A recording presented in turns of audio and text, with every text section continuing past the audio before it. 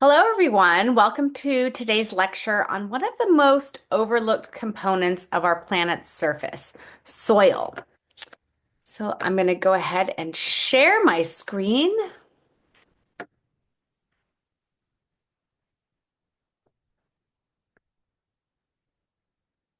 Okay, so what is soil? Imagine soil as the thin living skin of our planet. It's not just dirt, it's a complex dynamic system that's absolutely crucial for life on Earth.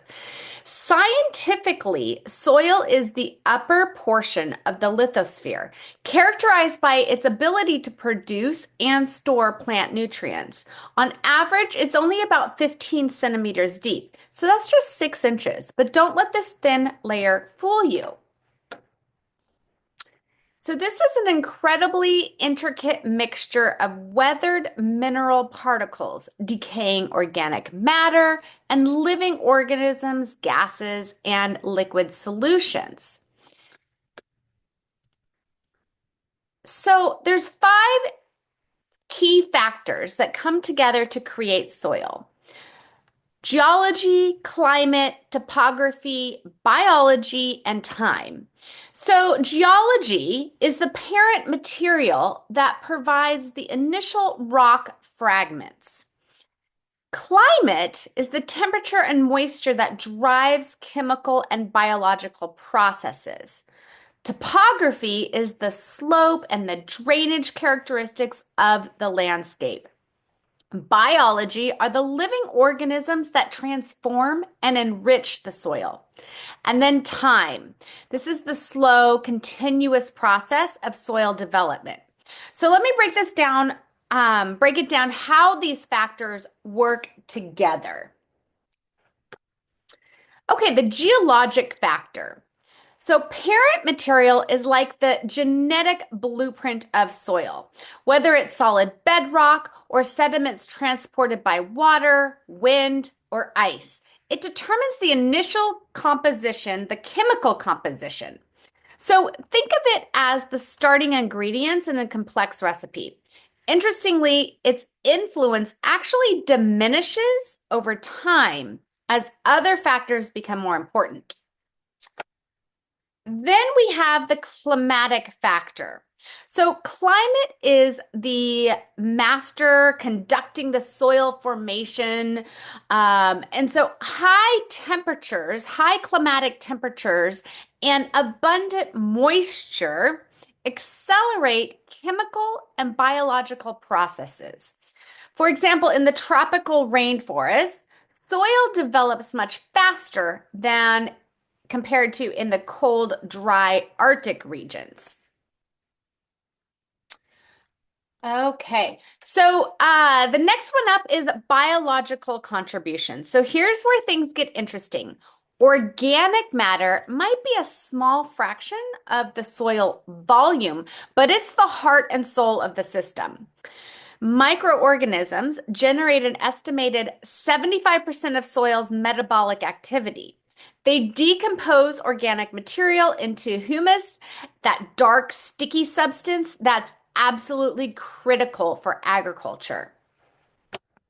We also have earthworms, nature's soil engineers. So let me tell you about these unsung heroes of soil formation. They are earthworms, and these incredible creatures do more than just wiggle around and gross some people out.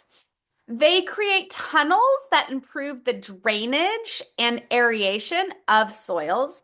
They bring leaf litter from the topsoil deep into the soil, then fertilizing the subsoil.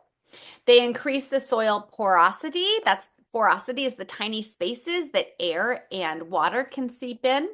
They help to resist erosion, uh, the soil washing away. They bring deeper materials to the surface for faster weathering also. Okay, next is the time factor. So soil development is a geological slow motion. Changes are practically imperceptible within a human lifetime, really. But Here's the shocking part. While soil takes centuries to develop, it can be degraded in just a few years. So let's talk about soil erosion. This is a critical challenge. So speaking of degradation, this is where soil erosion comes into play.